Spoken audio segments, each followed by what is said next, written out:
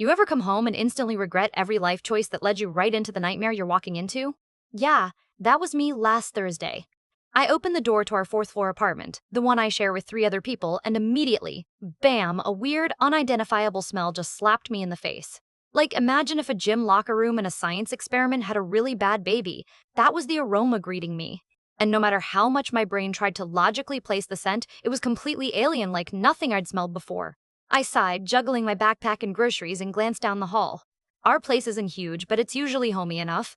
Except that day, the hallway lights flickered annoyingly and the air felt thick. I narrowed my eyes at the one door down the hall that's been getting more attention than usual lately. Sarah's. Sarah's door was locked. Not in the she forgot her keys locked, but the kind that screams, "Keep out, serious stuff is happening behind this door." And it couldn't have come at a worse time because Sara, who's normally, well, let's just say quirky, has been acting weirder than usual these past week or so. More secretive, more cagey than a cat who just knocked over your favorite mug and is pretending it wasn't them. I remember thinking, was this some weird prank? Or maybe just her cooking disaster gone rogue? But no, the smell seemed to seep out beyond her room and curl into every corner of the apartment like an unwelcome fog. I called out, "Sara? Quiet." Then, louder, "You in there?" Nothing except the faint buzz of what might have been the hum of her desk lamp or maybe just the creak of the old radiator. I leaned closer to the door, nose wrinkling. There was definitely something behind there, but it was all locked down tight. Mum's the word. Honestly, the rest of the apartment looked normal, or as normal as a college student's place can. Takeout boxes piled up, that one chair with its cushion half zipped off, but Sarah's locked door felt like the epicenter of some creepy secret. Meanwhile, the other 3 roommates? Well, they hadn't said much about Sarah's recent mood swings or the mystery smell, but I could see it on their faces that they were just as uneasy as me. I tossed down my stuff and was about to dig into my own minor meltdown when I remembered. Rent was due in 2 days, bills weren't exactly zero, and the last thing we needed was another crisis. But the question that wouldn't quit was, what on earth was Sara hiding behind that door, and how badly was whatever it was about to mess up all our lives? Because honestly, if I had to guess, it wasn't going to be good. So, here we are, a week into this whole mystery that's quietly eating our apartment alive situation, and honestly, it's like living in a reality show nobody signed up for. Our place? 4 college students thrown together like some bizarre science project with entirely the wrong ingredients. First, there's Megan, our pristine, ultra-organized, neat freak. I swear, this girl could probably find a sock lost in the Bermuda Triangle, label it, and have it back in your drawer before you even realize it was missing. She's got color-coded bins for our recycling, the most aggressive chore chart I've ever seen taped to the fridge, and a label maker she uses like it's a magic wand. If you don't put your dish in the right spot, you'll hear about it. Twice. Then there's Kyle. Oh, Kyle! Our resident party animal who somehow manages to throw the kind of wild gatherings that have everyone talking across campus, even though the apartment is barely big enough for all 4 of us to stand in. This Thursday night?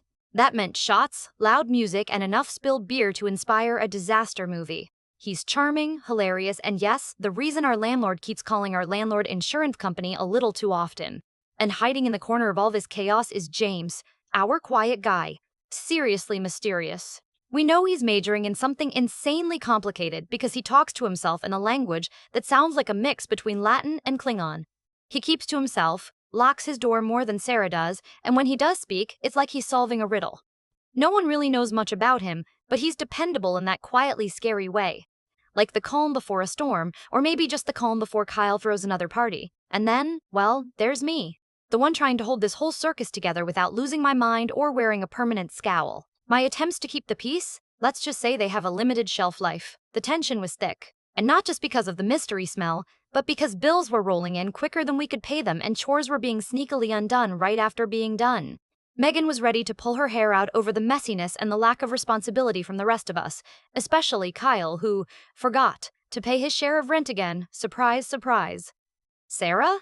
She was kind of the wild card. She had been disappearing for whole days suddenly, not just to class or something short, but gone. No texts, no messages, no explanations. When she reappeared, though, she was clutching her books tight, walking fast to her room, and locking the door behind her like it was Fort Knox. And every single time she locked the door, the air would get thicker, stickier, and that awful unidentifiable smell would follow her like a shadow. I tried to talk to her one afternoon in the kitchen, where Megan usually reigns supreme with her labeled spices and heavenly order. But Sara just shrugged, smiled nervously, and said, "Just stressed? You know how school is." Except the way she said stressed was more like a question than a statement, and I wasn't buying it. Megan raised an eyebrow but didn't press.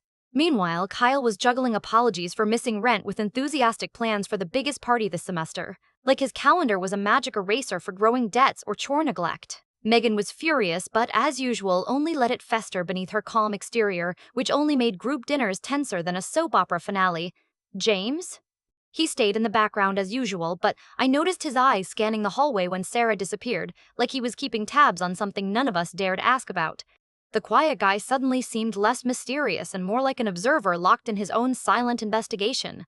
I started keeping an unofficial diary just to keep track of the brewing storm. Megan's labeled angry notes stuck on the fridge. Kyle, rent is overdue. Again. Kyle's casual excuse texts, James's weird glances, and Sarah's ever-growing mystery filled with disappearing acts and more locked doors.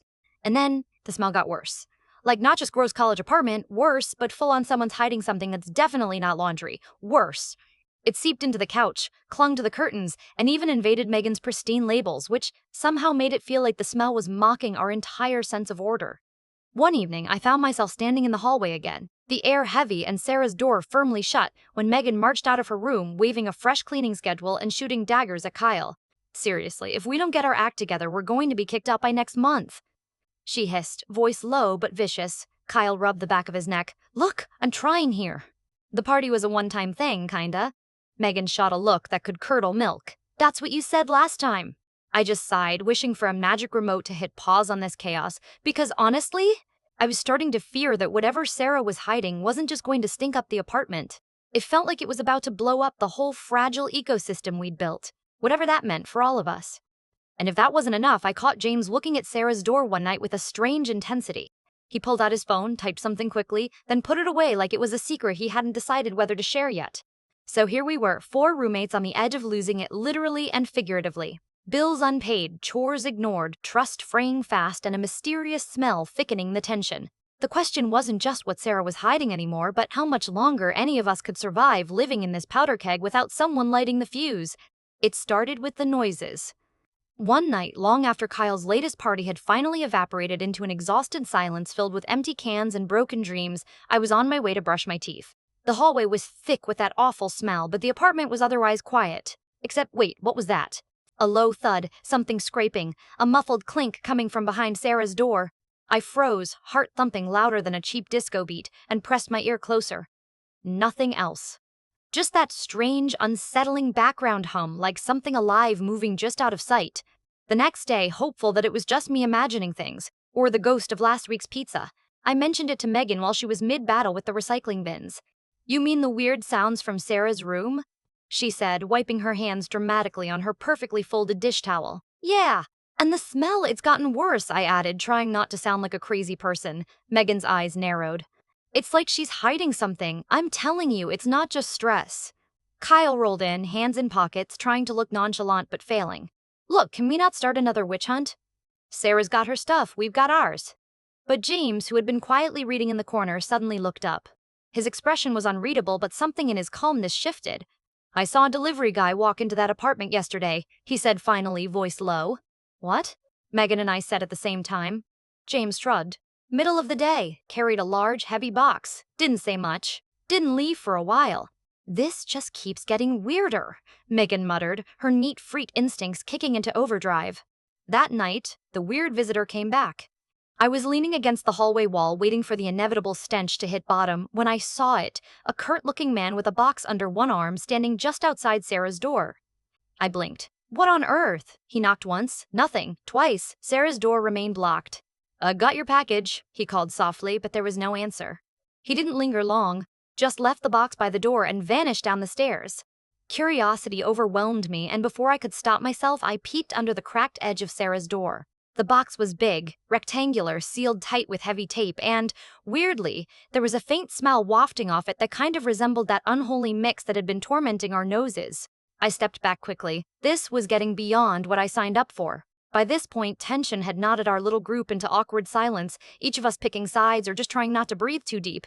You think we should just open it? Megan whispered the next day, pacing with her arms crossed tighter than a hostage. No way, Kyle shrugged. It's her stuff, right? Privacy, people. But Megan shook her head fiercely. When the entire freaking apartment smells like a chemical spill, her privacy doesn't trump our right to live without gagging. And then there was James. He surprised us all.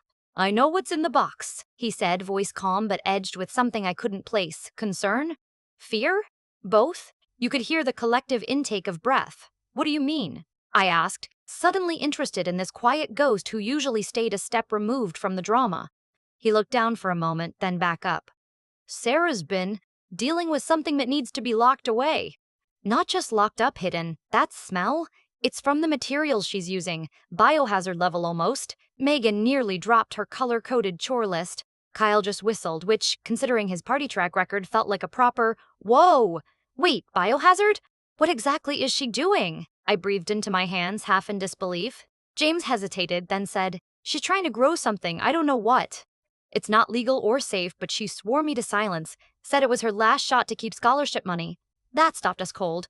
For a moment, the apartment felt like it had shrunk down to nothing but the four of us, spinning in a cloud of stinky mystery and unspoken questions. Later that day, I finally confronted Sara. I found her sitting on her bed, shoulders hunched like she was carrying the weight of 1,000 failed experiments. "Hey," I started cautiously, "we need to talk. About the smell, the locked door, the box." She looked up, eyes rimmed red but fierce. "I don't want to get kicked out," she said quietly. "I know I messed up, but I'm desperate." "Desperate how?" I asked. "What are you hiding in there?" She swallowed and took a shaky breath. "It's a project. A biology experiment to save my scholarship. I'm growing cultures of bacteria, not just any bacteria, but strains that can help clean oil spills. It's risky, I know, but if I don't get this right, I lose everything." I blinked, trying to process. A part of me admired that brutal determination, but the smell was still a problem. And the visitors? I pressed. Supplies, nutrients, scientific stuff.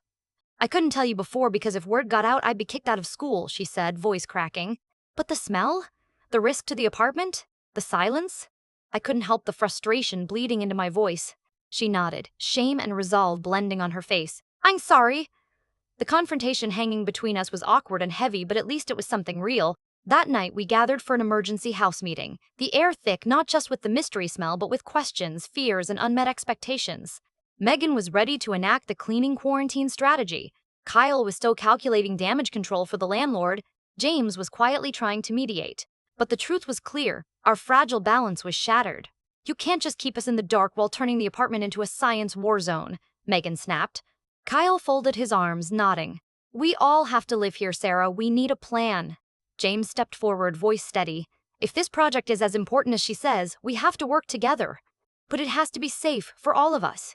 Sara looked around, then dropped her gaze to the floor. "I don't know if I can do this without messing up, or if you'll even want me here after this." The room was silent except for the distant hum of the radiator. And me? I just wanted to scream into a pillow, or maybe into the abyss. From that moment on, I knew our lives in that apartment would never be the same. We were standing on the edge, waiting to see who would fall first and who would pick up the pieces. So, the fallout from our emergency meeting was, well, it was kind of like trying to build a puzzle while the table keeps shaking. Sara's seeker was out, and honestly, it felt less like a breakthrough and more like a bomb just casually dropped on our entire living situation. The first order of business was safety, because, let's be real, none of us wanted to wake up one morning to find our apartment turned into an unintended science experiment gone terrifyingly wrong. James, ever the quiet strategist, insisted we talk to the school's biology department. He somehow managed to secure help from one of the professors who came over to inspect Sara's setup, which, by the way, was not your typical dorm room project. Petri dishes lined up like soldiers, nutrient solutions bubbling quietly, and yes, a smell that could only be described as nasal nightmare fuel. The professor was unexpectedly cool about it. She explained that the bacteria Sara was culturing had amazing potential to clean up environmental disasters, but definitely required strict lab conditions. Our shared apartment, unfortunately, was about as far from a certified lab as you could get. The plan? Sara had to move the entire project to a real lab space on campus immediately. That meant no more experimenting behind locked doors or handling biohazards in the hallway. Honestly, relief swept through us like a breath of fresh air. Not just because the smell was going away, but because now we had a path forward. That said, the consequences weren't just about moving some petri dishes. Sara had to come clean to the landlord in the university housing office. We all agreed to back her up, because if there was ever a moment to band together, this was it. Megan, who had been silently furious about the chaos, surprised us all by stepping up to help clean the apartment top to bottom. She treated it like a mission from the label gods themselves, and I have to hand it to her. It ended up sparkling in a way that made the rest of us feel just a little guilty. Kyle, well, he did his usual charm offensive, apologizing to the landlord and promising to cover any potential damages from the science incident, which I'm still convinced is not a phrase he'll ever use again without cringing. James? He stayed his steady, mysterious self but started actually talking more with Sara, offering calm advice, helping her organize her time and even coordinating with the professor. Turns out his quiet exterior was hiding a heart of gold and an unexpectedly savvy understanding of biology. As for Sara, the weight visibly lifted off her shoulders after she relocated her project. She wasn't just hiding something dangerous anymore, she was fighting for her future. Watching her shift from secretive to open was surprisingly inspiring, even if the aftermath meant extra chores and a few strained conversations. The apartment settled again, though the experience left a permanent imprint on all of us. We learned a few hard truths about friendship and boundaries, that privacy is important, but so is communication, that sometimes you have to trust people even when what they're hiding scares you, and that living with other humans means embracing chaos with a generous dose of patience. Still, there's that lingering question I keep turning over in my mind. Do some roommates really belong just as roommates? I mean, yeah, we survived this crazy chapter and in some ways grew closer. But the truth is, parts of Sara's world stayed locked behind that door even after the project moved out. Maybe some people are best admired from a distance, or at least given a little more space and fewer unannounced packages at the door. At the end of the day, our apartment was no longer just a shared space. It was a battleground, a safe haven, and sometimes a lab experiment all at once. And honestly, I'm still not sure if that's a setup for lifelong friendship or just a reminder of how wonderfully messy humans can be when dumped together in close quarters. But hey, if I can survive a biohazard in my living room, maybe I can survive pretty much anything.